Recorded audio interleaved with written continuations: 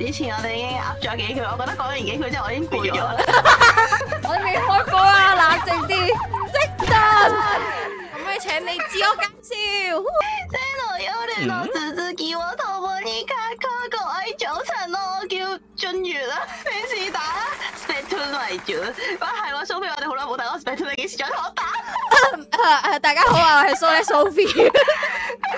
大家非常之感謝俊月過嚟一齊同我哋喺車內進行呢個愉快嘅雜談。兩個冇車牌嘅惡魔叫開車，冇問題嘅，我哋可以用念力啊嘛，我哋用架車就得㗎啦。時聽過 ASMR 咧，就真係屈指可數。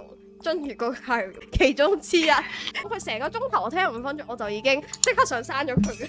係點解啊？係因為太有聲音會瞓唔到定點樣啊？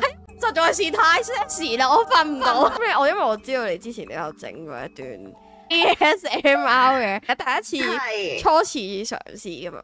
我聽嘅，我真係有聽，我真係有聽8成咁望咗 bling bling 眼睛。係，我相信你。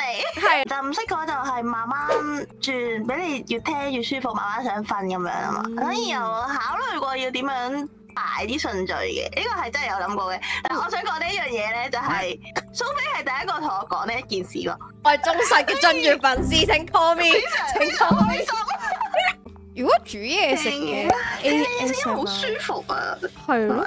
唔好意思，好似有啲煞風景呢一樣嘢，但係我覺得煮嘢食最大一個問題，我唔想拎支咪擺喺個廚房度彈油。做屌啊！點樣清潔咗支咪都係一個問題啊！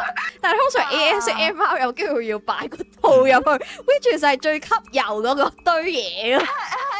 跟住你嗰陣時可能未必去開台，你係之後再修剪，跟住再放上去啦。跟住你下一秒你就要開台，你只要聞住嗰啲嘢食咪嚟開台咯。你其實趁住呢個機會想去問俊月嘅，因為覺得俊月嘅 Twitter 實在太有趣，寫文嘅方式你會令到我覺得哦呢個人好有活力啊！即係佢我諗咗一陣，就我 Twitter 而家發點比較多。唔係啊，我覺得幾可愛啊！因為網球王子啊嘛，我好 L game 讀錯你主推個名。我台嘅已經俾我強迫佢哋記住咗啦，我相信。但係你會唔會平時擺嚟，即係可能收集到一啲即係官方出嗰啲故事，你會唔會擺喺你日常生活當中？首先我係一個復修狂魔，所以你講嘅呢兩樣嘢我都係會做嘅，我會一邊收藏緊一邊拎出嚟擺嘅。OK， 你會有一個成日都同你出街嘅721號啦，跟住你有個觀賞用嘅722號啦，或者仲有一個係723號陪你瞓覺啦。我會都有個 situation 就係佢哋會唔會互相呷醋？我瞓醒仲要扮冇事咁攤翻晒喺度。冇錯其實我哋都好愛你㗎，只不過我想再陪咗你多啲啊。我都覺得呢啲嘢好 Q 啊！突然間諗起，係我係一個公推嚟嘅，即係我係完全接受我推開後宮呢一件事嘅，我係唔介意做佢嘅之一咯。我唔一定要做佢唯一，我可以做佢之一。如果係你嘅分身同你爭咧，即係好似我會兜巴打，我會兜巴冚佢咯。自己嘅話咁可以直接出拳打佢 ，OK？ 我會兜巴打。好冷靜啲先，踩就收唔到啦！我哋唔好咁快進入呢個執法環節。但係我哋下一個 topic 就已經係色色嘅話題啦。講到呢個屬性咧，我想講咧，其實我好中意睇一個，即係無論係攻定受啦，總之其中一方偷偷地去，即係去咗佢間房之後偷佢嘅紙巾，跟住翻去用。偷佢紙巾係未用過定係未用過㗎？打完飛機嘅紙巾，跟住偷翻屋企，然後再用。咦？如果係呢個本嘅話，我會想許願一下。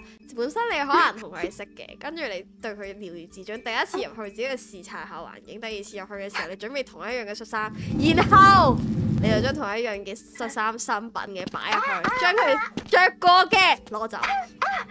定時要幫佢換洗完一件，跟住再拎去換過第二件，佢啲味翻嚟。譬如我最尾咧，佢哋一齊打炮啦，即係俾人哋攞衫嗰個就係攻啦，跟住一直攞人3個係受啦，跟住可能攻咧就會整下嘢，去到高潮嘅時候，突然間就同個受講：你今次唔使攞件衫就可以高潮啦。咁即係佢一直都知嘅，就係暗碼你將呢件事情係。